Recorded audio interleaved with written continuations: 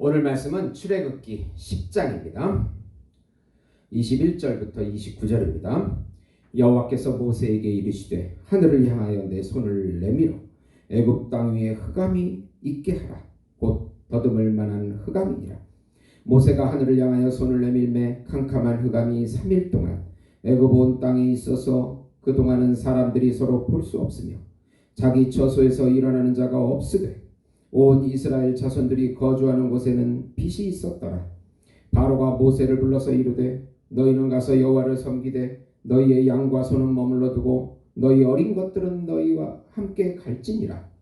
모세가 이르되 왕이라도 우리 하나님 여호와께 드릴 제사와 번제물을 우리에게 주어야 하겠고 우리의 가축도 우리와 함께 가고 한 마리도 남길 수 없으니 이는 우리가 그 중에서 가져다가 우리 하나님 여호와를 섬길 것임이며 또 우리가 거기에 이르기까지는 어떤 것으로 여호와를 섬길지 알지 못함이니이다 하나 여호와께서 바로의 마음을 완악하게 하셨으므로 그들 보내기를 기뻐하지 아니하고 바로가 모세에게 이르되 너는 나를 떠나가고 스스로 삼과 다시 내 얼굴을 보지 말라.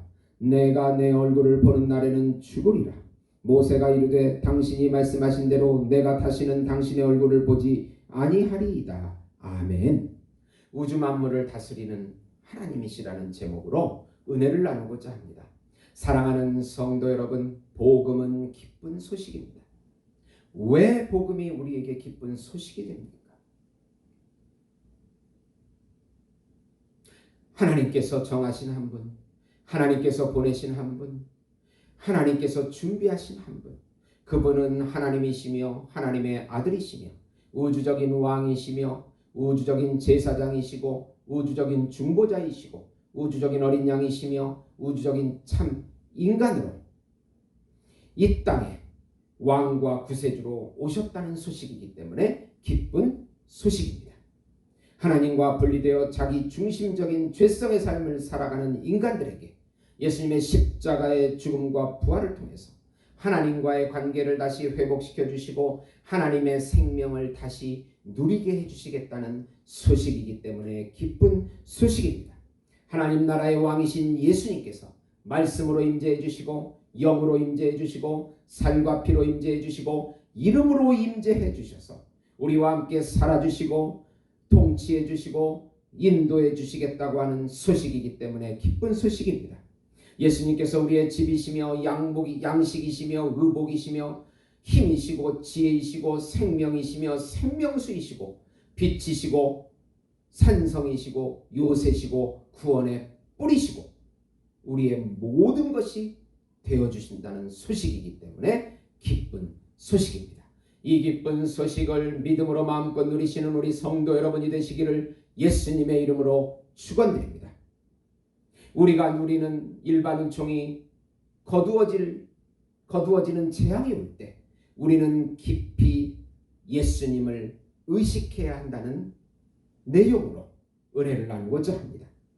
우선 애굽의 이 재앙의 목적은 하나님 나라의 자손들에게 대대로 여호와 하나님을 알리기 위함입니다.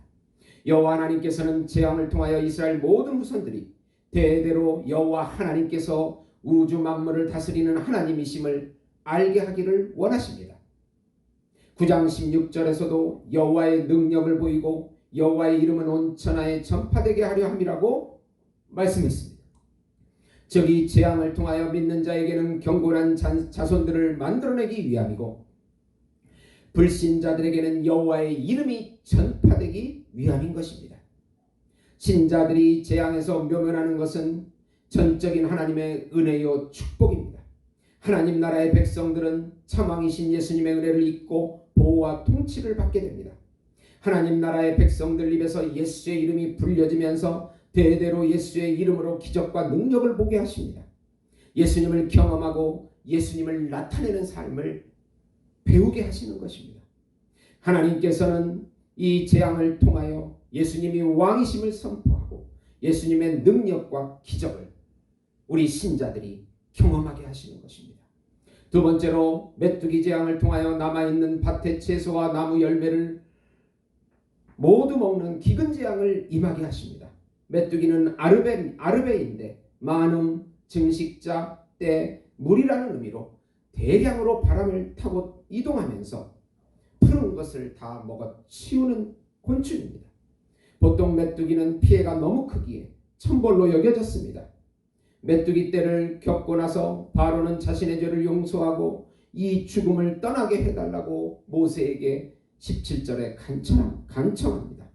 하나님께서는 강력한 서풍으로 메뚜기 떼를 몰아서 홍해에 집어넣어 버렸습니다. 그러나 바로는 마음이 완악하여 이스라엘 백성을 보내지 않습니다. 우리의 먹거리를 가져가심으로 하나님의 심판이 옵니다. 하나님이 없는 자기 중심적인 인간은 스스로 안전을 보장할 수가 없는 불완전한 존재임을 깨닫게 됩니다. 인간은 결핍되어 있고 스스로 풍요를 만들어내지 못하는 존재임을 깨닫게 하십니다. 세 번째로 하나님께서는 흑암재앙을 통하여 사람들이 섬기는 태양신이 거짓 우상임을 드러내게 하십니다.